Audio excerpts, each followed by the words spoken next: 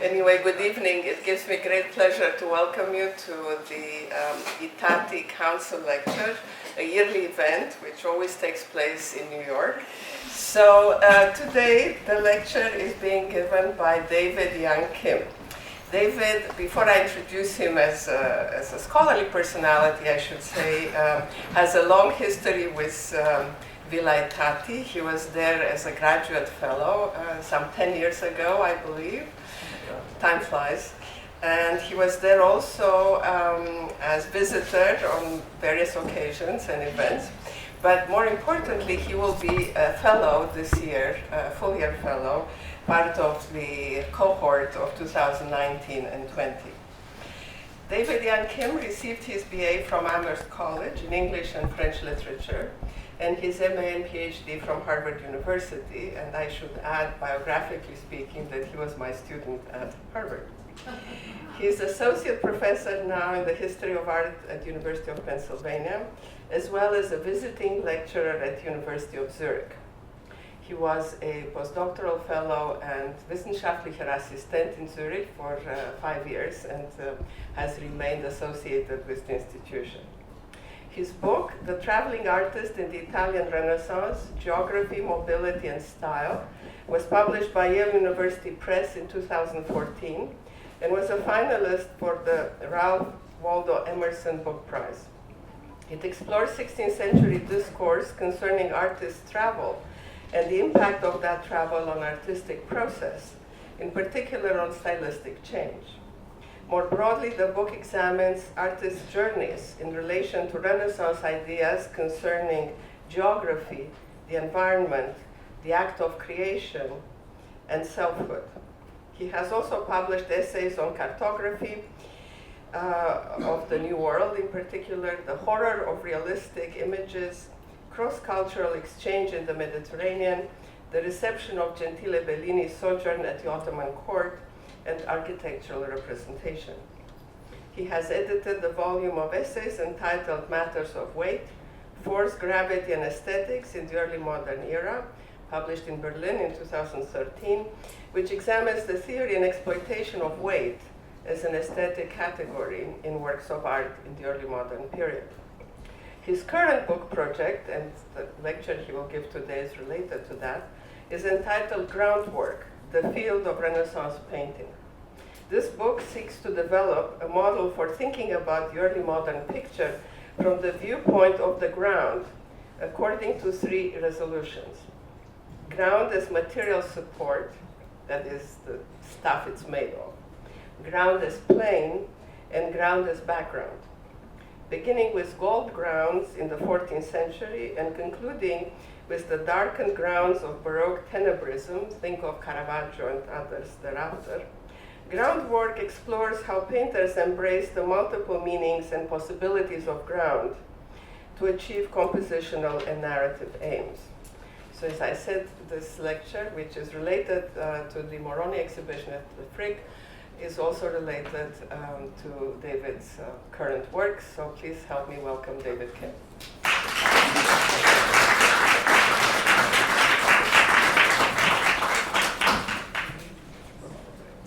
Good evening, good afternoon, everyone. Is this all right in terms of volume? Yes. All right. Okay, super. So it's an honor to have been asked to give the ITATI Spring Council lecture. There are also many art historians in the room. I've submitted several seminar papers to many of you in the past, still waiting for some grades. And it's also quite special to have several of my former professors, Nicola Courtwright from Amherst and obviously Alina Payne from Harvard. Alina, don't revoke any of my degrees. And I'm learning, and I have learned many things from Alina, among them the relationships between bodies and buildings, the color of architecture, but especially the value of serendipity. So I was browsing the shelves at the Biblioteca Berenson at Villa ITATI and came across a travelogue written by the American novelist Italian backgrounds. Now, Wharton was by no means a professional art historian, But she was well-traveled, well-acquainted with the old masters, and to boot, she was a close friend of Bernard Berenson. Anne Wharton, as an astute chronicler of New York society, whose world revolved around Washington Square, applied her acute powers of observation to Renaissance painting. And in this book, Italian Backgrounds, published in 1905, Wharton asks the following question, or actually says the following statement. In the Italian devotional pictures of the early Renaissance, there are usually two quite unrelated parts, the foreground and the background. The foreground, Wharton says, is the place of the conventional. It's where we usually encounter the usual saints, angels, and the Holy Family. By contrast, Wharton writes, the background is where the artist really expresses himself. It is there that we find the real picture, the picture which had its birth in the artist's brain. So Wharton ultimately employs the metaphor of foreground and background to make a distinction between the tourist site and the hidden destination, between sightseer and informed traveler.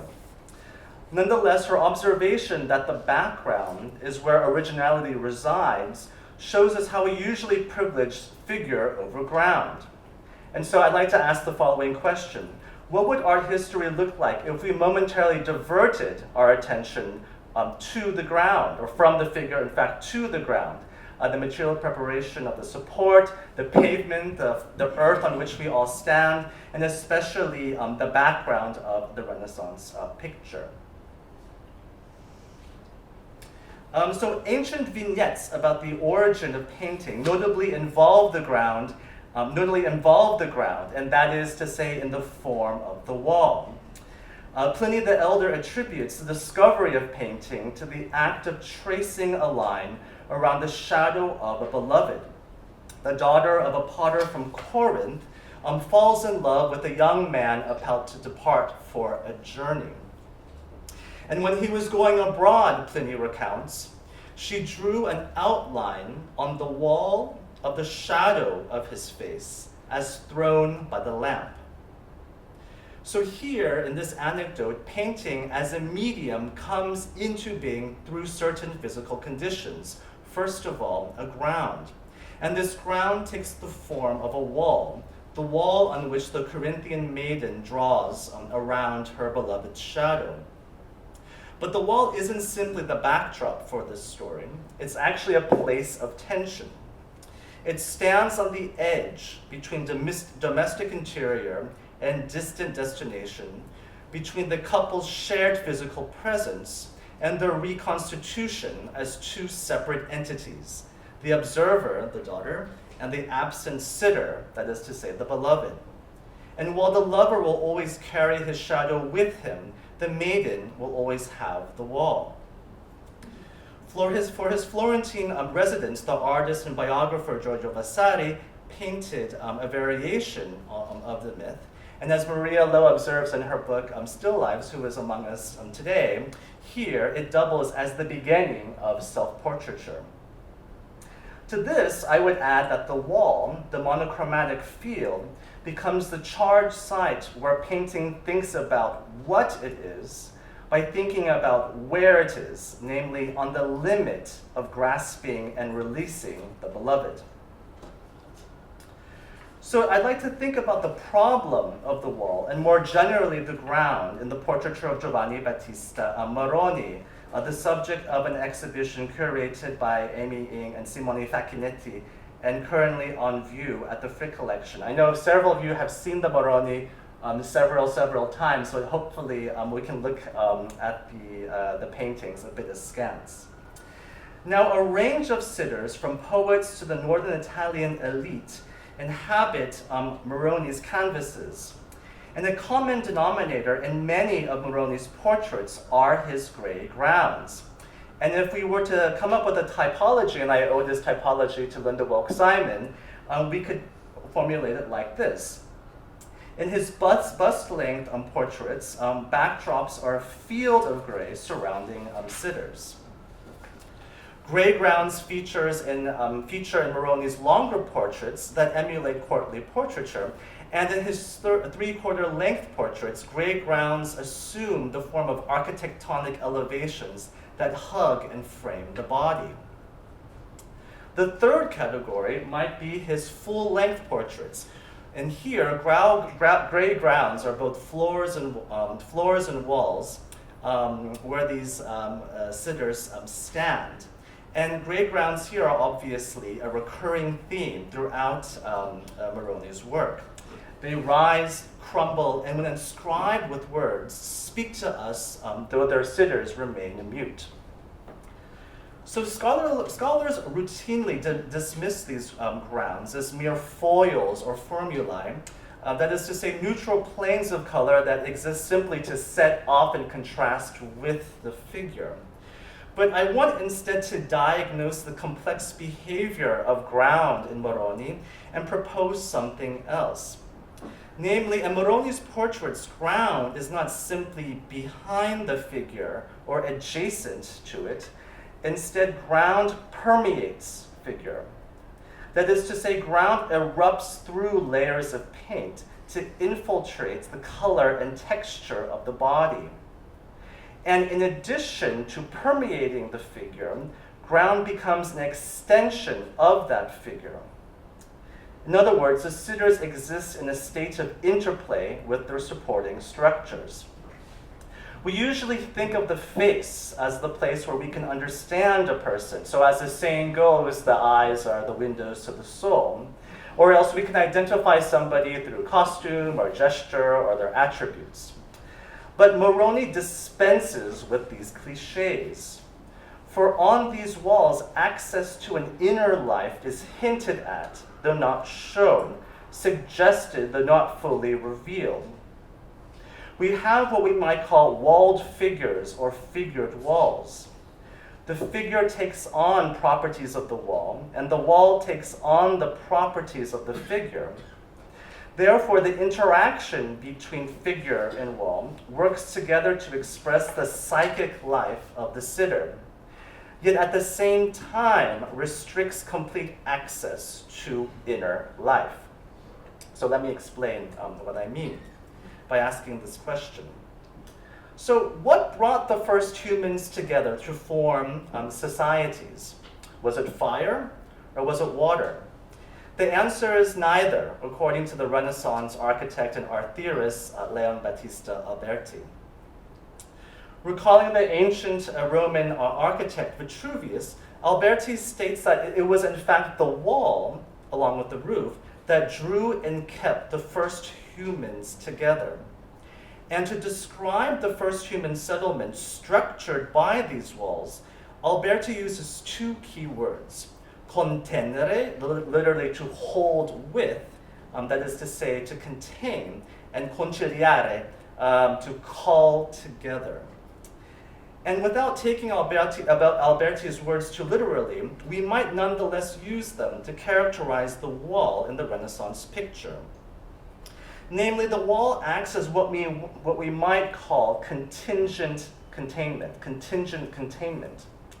For it contains the body, keeping it within bounds. The wall becomes a marker of culture and a place of display. The wall is where society says to itself and to others, this is where people live. The wall encloses the figure defensively, limiting view beyond its confines.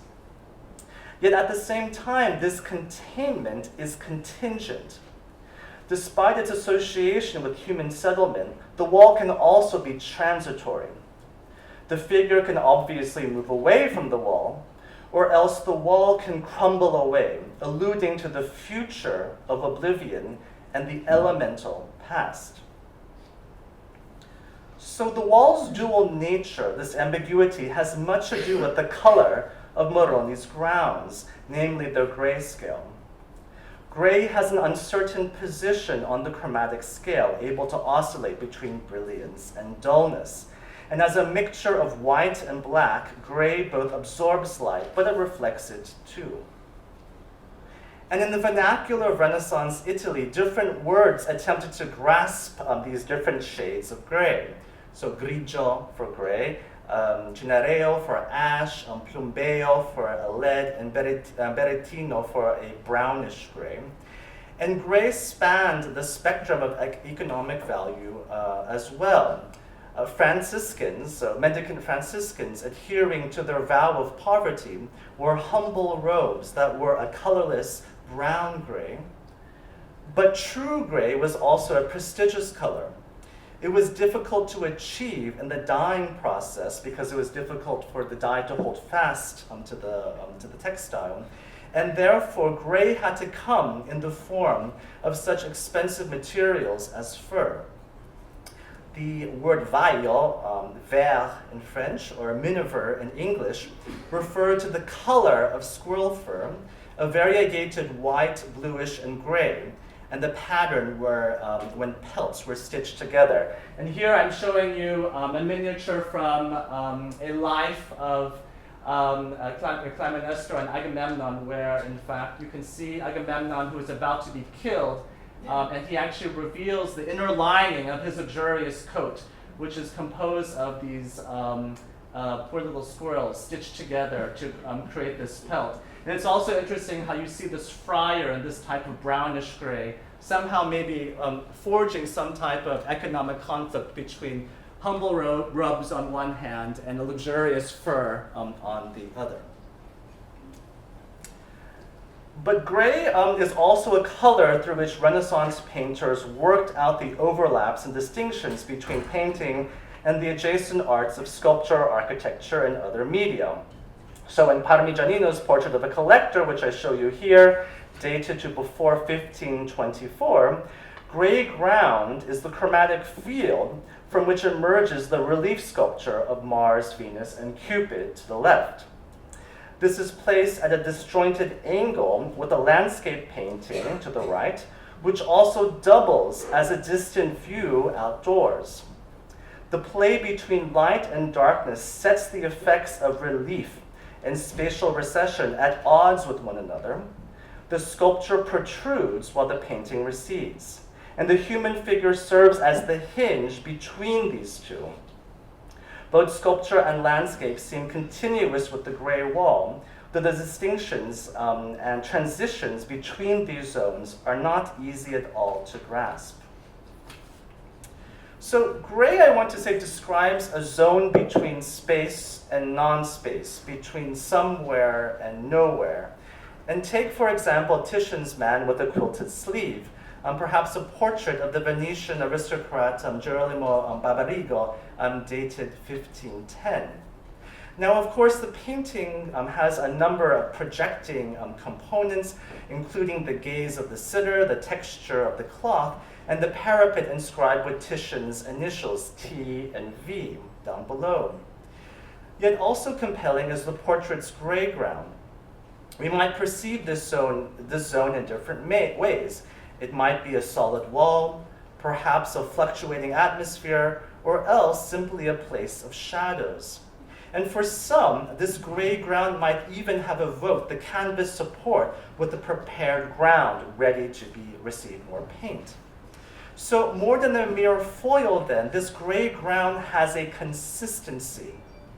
It holds the figure while remaining undefinable. And likewise, what I'd like to suggest and think with you all tonight is how Moroni's gray grounds pass through chromatic, spatial, temporal, and affective states. And in so doing, they disclose how the artist might contain, yet not fully grasp, the figure itself. So these gray grounds are the uppermost strata that sit above layers of paint applied on canvas, which was Moroni's preferred material support. So Moroni first applied a layer of gesso, a mixture of white pigment, and a binder that reduced the absorbency of the canvas support. This gesso ground was then primed with another layer of drying oil or size combined with pigmentation. And this priming layer, referred to the sources as mestica, provided the foundation from which Moroni could work up both the color and texture of the picture. Technical analysis conducted by scientists at the National Gallery in London has shown that Moroni's primings tend to be quite consistent, and they tend to be thick brown layers which consist of yellow and red earths, manganese black, and lead white. And in the portrait of a man with raised eyebrows, which you see here, the material makeup and physical application of the ground informs the appearance and affect of the sitter. The brownness beneath the gray adds depth of hue, and more specifically, it brings the background closer to the chromatic composition of flesh and hair. This admixture provides Moroni with a point of departure to readily describe the man's facial features, not just his skin and beard, but his temples too, which pass from chestnut brown to gray. Gray ground brings the painting's superstrate and the painting's substrate together in the service of portraying likeness. In other words, ground permeates figure. And what is more, the ground joins the face in conveying psychic movement. It acts like a curtain that, when lifted up, offers a glimpse into his working process. Grounds are often painted first, and the figure with its details of the face are left in reserve to be painted last. And this follows a sequence from the illusionistic back to front. In the picture, however, Moroni displays his tendency to apply the gray ground late in the painting process, making it stop just short of the outer limits of the sitter. As a result, the brown imprimatura, the priming layer, emerges as a narrow margin delineating the sitter's ears, shoulders, and broad white color. So for those of you in the back, I'm referring to this very subtle brown layer, which somehow creates a second type of contour around the body. But what's interesting is that this brown layer is in fact beneath the gray ground or the gray background that's applied very last in Moroni's painting process. We might think that Moroni's swift laying of the ground parallels the moment when the sitter opens his eyes, expressing skepticism at a remark just uttered. We might think of the American comedian Stephen Colbert, who is taping his show right now, and his famous raised eyebrow that has recently been memorialized and monumentalized as an emoji, which you can all get on your iPhone. I'll send you the app during drinks for a fee. But couldn't resist.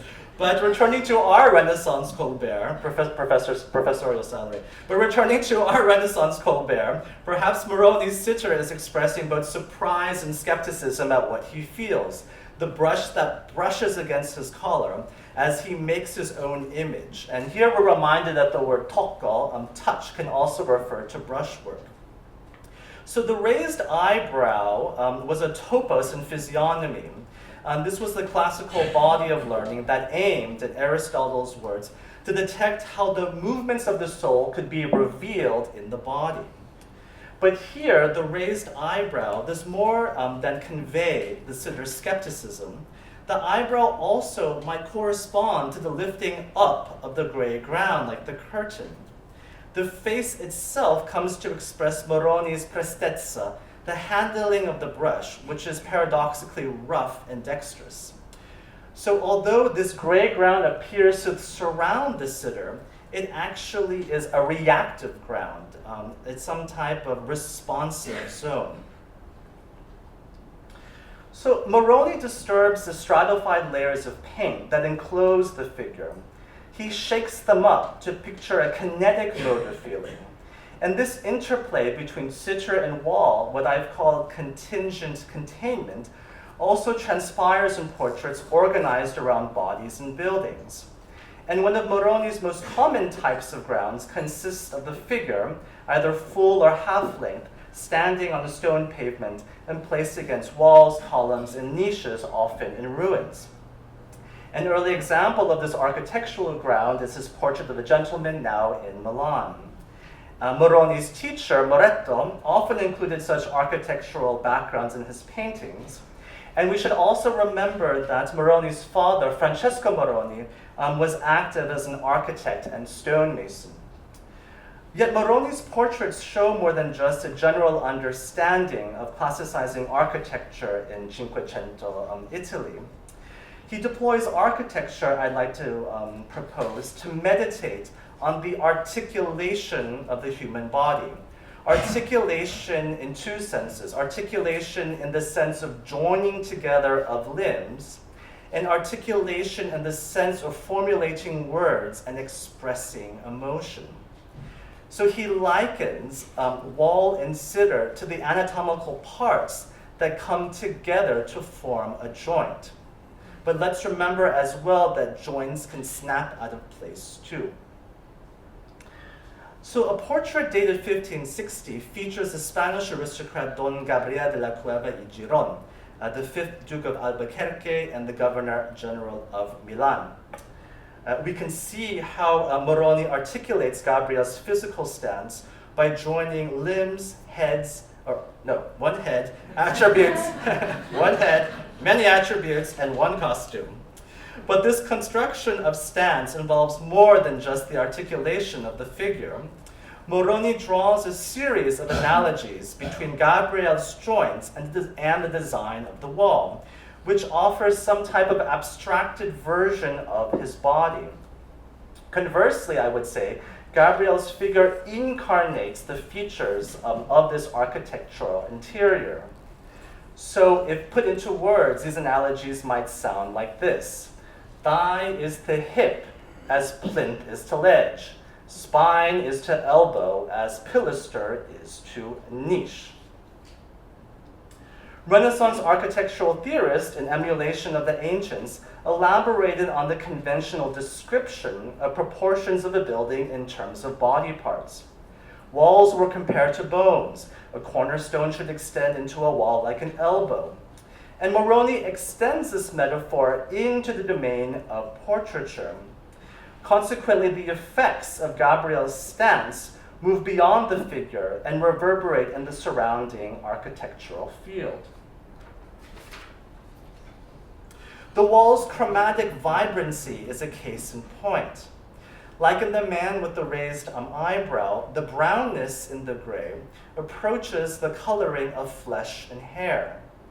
And the gray ground itself matches Gabriel's pale blue eyes, such that optically he seems to be bound to the wall with his eyes, almost as though they're a pair of nails. Wispy brushstrokes rise throughout the wall's gray expanse, somehow taking on the aspect of distant clouds. They not only describe streaks on the wall, that is to say, signs of wear and tear, they also align with Gabriel's facial features, as though his wrinkles have escaped from his face to corrugate the wall surrounding him. The adage written on the plinth develops this articulation, that is to say, this linkage between figure and wall. It reads in Spanish, Aquí estoy sin temor, y de la muerte no hay pavor. I am here without fear, and of death I have no dread. Oh. I was warned of it. Oh my God! The ghost of Elizabeth Bishop is here. Sorry, Elizabeth. Or maybe Moroni. Or maybe Moroni. Or maybe Gabriel. Well, I'll be more gentle with Gabriel. Well, I won't repeat this adage because we all might going up in flames. But I will say that, to continue, such adages work as thematic punctuation, summing up a massive experience into one charged phrase that causes curtains to fall down, evidently. And this was possibly a family motto, but the adage might also refer to Gabriel's fortitude as a mediator in the many conflicts he had to face in his capacity as a political appointee. But in the specific context of this portrait, the adage articulates Gabriel's stance by placing it into an affective register. It's interesting to note that unlike English, Spanish assigns two verbs, ser and estar, to express to be. So ser derives from the Latin esse, while estar comes from stare, stand. And while ser indicates existence or essence in a fixed sense, estar describes dynamic states of being. And so we might think that while ser is a territory of stable identity, estar has a more local and circumstantial sense, where it signifies being firm, but at the same time ready to begin moving. These nuances bear directly on our understanding of Gabriel's motto, I would say. He not only asserts his fearlessness, he also stands fearless in the face of death. But the use of estar also signals the opposite of articulation, namely disarticulation. For the figure prepared to act can snap out of place. So Gabriel can extract himself at any moment from the stationary wall to draw his sword. Yet this adage, in fact, guards Gabriel, concealing his emotional life. Because when we deny fear, we're denying emotion. The denial of fear is the denial of affect. And we encounter this adage on a pedestal where we might imagine Gabriel standing, an image of fearlessness like a statue. But then we can imagine that he steps off the pedestal and leans on it, pausing to contemplate his relationship to the motto. Like the skeleton of Vesalius' Anatomy, whose motto reads, "Genius lives on, all else is mortal," who has become simultaneously the student and the cadaver, Gabriel descends from his base to enter a contemplative dimension of selfhood. Of course, we should recognize that Gabriel's costume is an aquifer of material sensuousness, as seen in the rippling layers of slashed sleeves and the codpiece peeking out beneath the doublet. However, the difference between this graspable material presence and inner being only appears in flashes before coalescing into the artifice of the portrait composed by joints.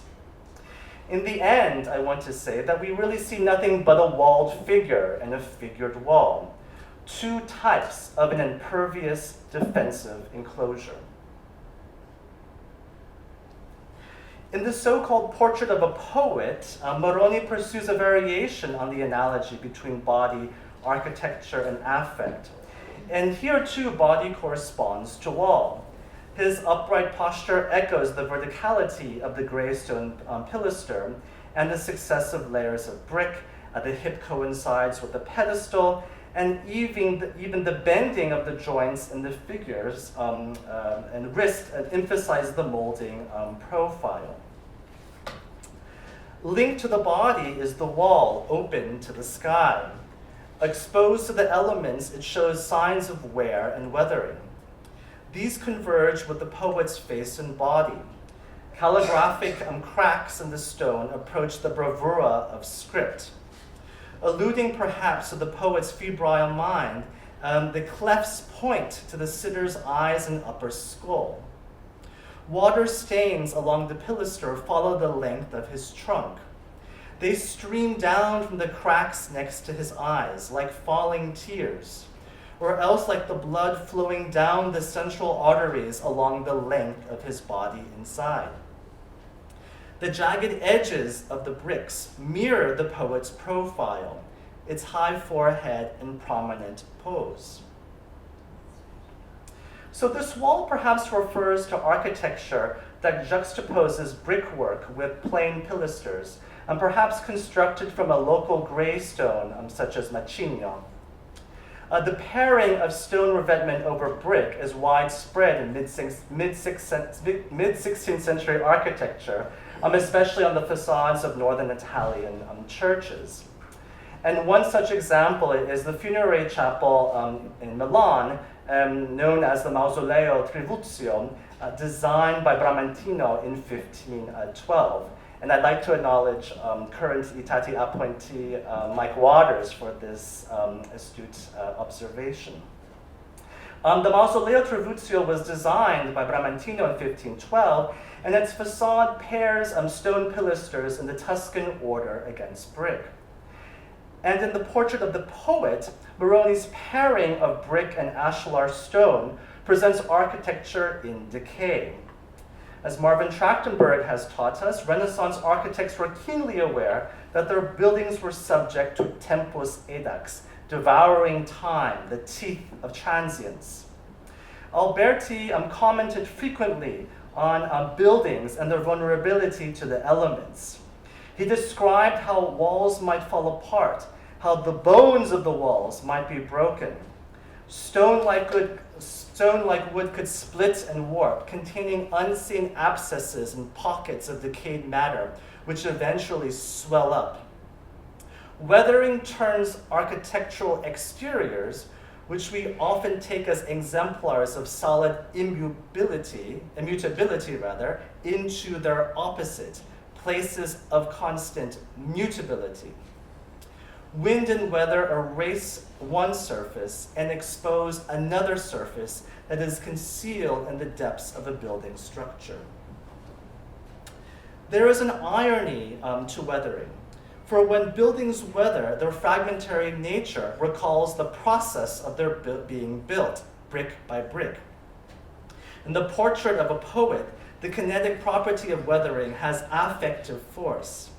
It suggests the exposure of inner deposits, not material but emotional. The poet has at his side books that contend with the mutability of love and friendship. On the spine of the one he holds in his hand, and you can see a detail on the right over here, on the spine of the one he holds in his hand, we can make out one word, affetti, passions. Barely visible at the bottom edge of the picture, behind the flap of the poet's cloak, the book has been identified as a 16th century commentary on Galen's treatise of knowing the passions, among them anger, greed, and gluttony. The ruined architecture may refer to the instability and unbridled energy of the soul that Galen, the ancient physician, describes. The poet's stoic expression, by contrast, exhibits the mastery of those passions, whose vices the books surrounding him explicate in detail. And yet it appears that the poet is concealing the book, his passions, hiding them behind his cloak. So the books might be all about passions, but we're not reading these books. We're looking at a picture where several words just manage to appear. Yet the passions are mastered. And yet the wall suggests that there are seeping abscesses hiding inside.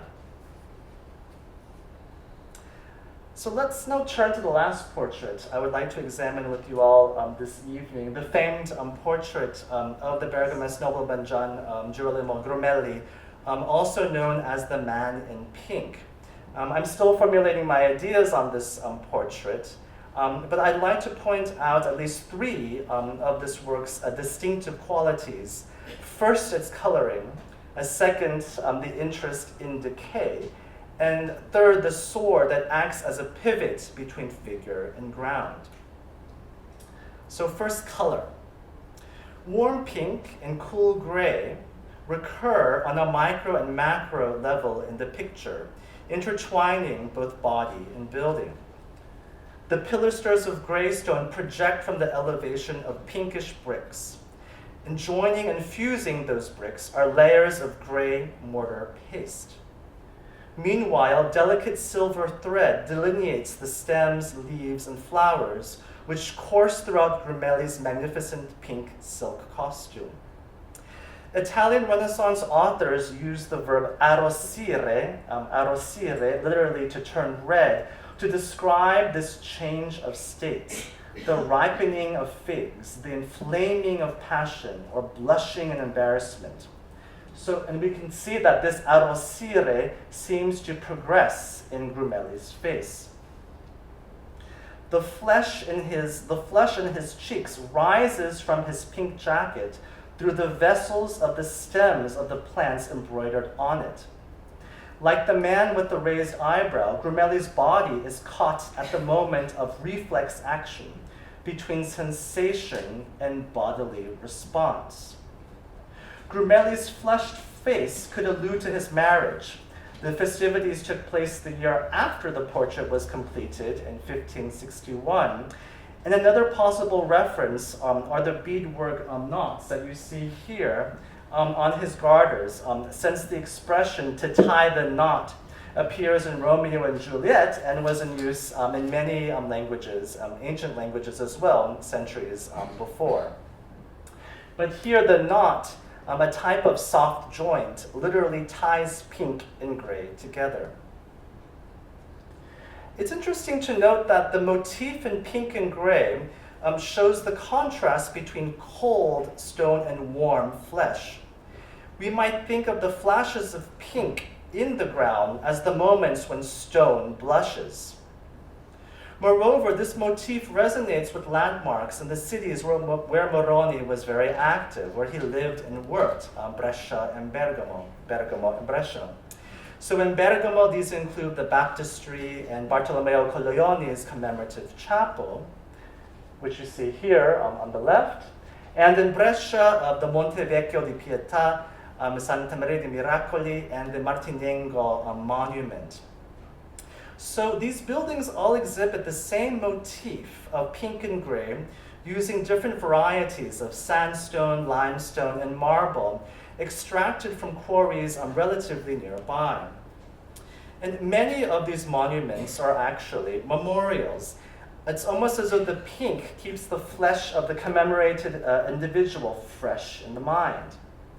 And we might ask ourselves whether a city then has a local color or colors, a distinctive palette for its people and buildings. Ancient architectural theorists defined the city in terms of two concepts. The first was urbs, the built environment, and the second was civitas, the citizens who lived inside the city's houses, worshipped in its churches, and were protected within its walls. So urbs and civitas. The pink and gray characters in Moroni's paintings incarnate the city's chromatic scheme, seeming to be built from the same stone, or types of stone. And looking at the characteristic buildings of Bergamo, we notice how pink and gray alternate in bands and grids. The banding and checkering of these two colors in figure in ground and in between them occurs in a more pronounced way in Moroni than in other paintings of the period, I would argue. Pink and gray, painting and architecture, and body and building interlock.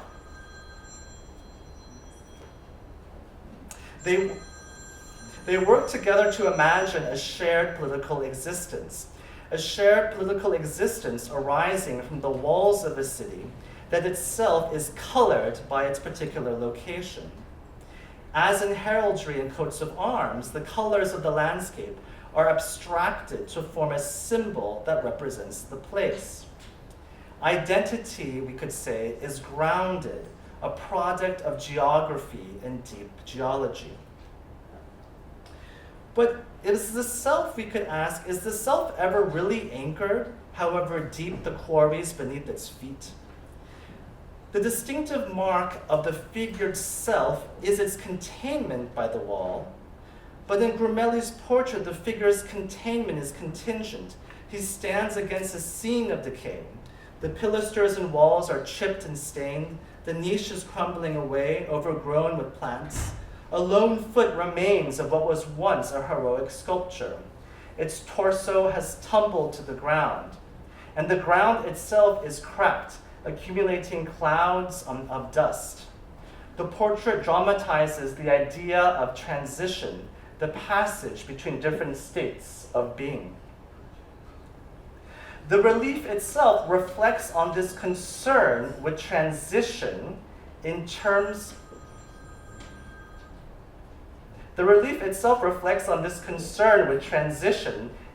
of succession. We see a key episode in the life of the prophet Elijah and his follower Elisha. The second book of Kings recounts, "Behold, A chariot of fire and horses of fire separated the two of them, and Elijah went up by a whirlwind into heaven. Moroni depicts Elijah in his chariot in profile to the upper right, surrounded by a pinwheel of billowing flames. He confers his mantle, the symbol of prophetic succession, to his follower Elisha, who kneels below. Oops. The motto on the bas-relief also contends with succession. Like Gabriel's, it's written in Spanish, attesting to the close ties between Bergamo and Spanish-controlled Milan. It reads, "Mas el zaguero que el primero." The last is better than the first. So in modern Spanish, zaguero would be zaguero, spelled with a Z. But nowadays, it refers to defenders on a soccer team. So for those of you who are following La Liga, the Champions League, this would be someone like Gerard Piqué, or someone who is playing soon, Sergio Ramos. Overpaid. In medieval Spanish, zaguero refers to soldiers who took up the rear.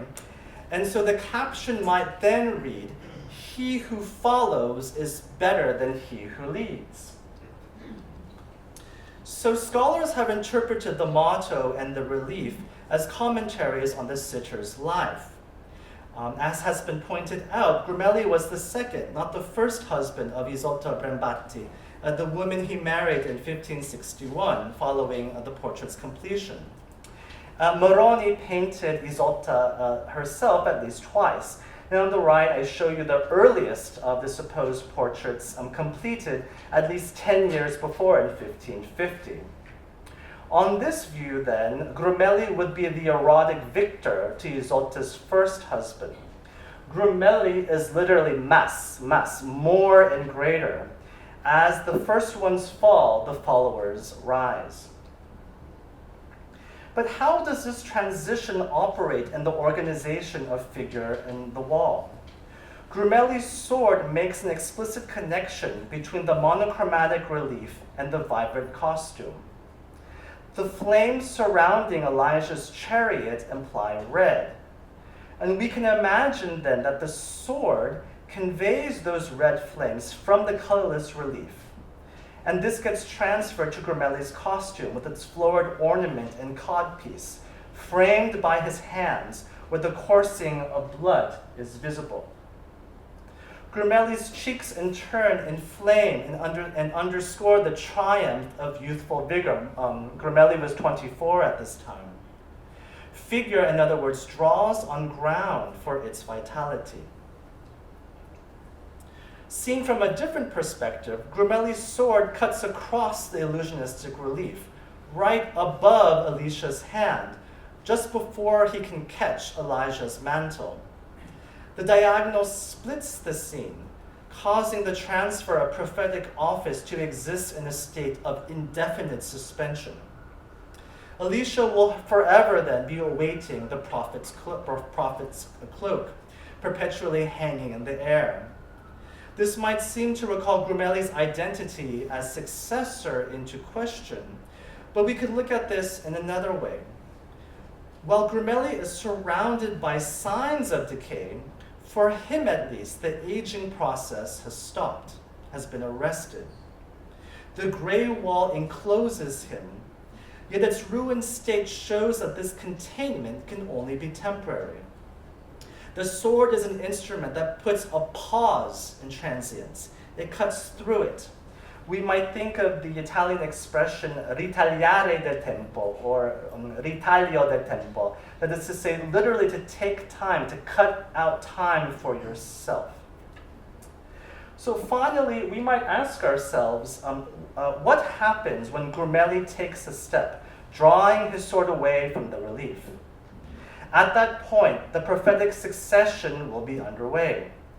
Elisha will continue Elijah's miraculous deeds. The knot has been tied. As time consumes him, Grumelli himself will eventually resemble the statue in the empty niche, the contours of the body only intimated by the network of ivy or the cut of an empty costume. His body will be a fragment of itself, like the torso sitting on the ground. Or he'll resemble the dust that surrounds his feet, the sediments of time that Monica Wagner has described as the ultimate entropic material. He will become, in other words, what painting always was since its beginning, that evening long ago in ancient Corinth, when the shadow of a beloved about to depart was cast against a gray wall. On this view, then, wall functions no longer just as background. It becomes a monument, a place that contains the figure, yet points to the inevitable contingency of life itself. So thanks very much. I look forward to your questions.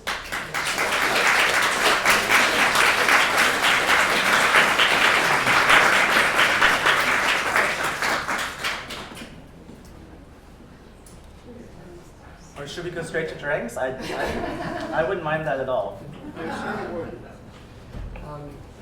I just wanted to start by thanking David for this wonderful talk, which points out something that we learn when we look at pictures in depth and close up, that there is a big difference between seeing and noticing. And I think today with David we have noticed things that have escaped our seeing eyes before.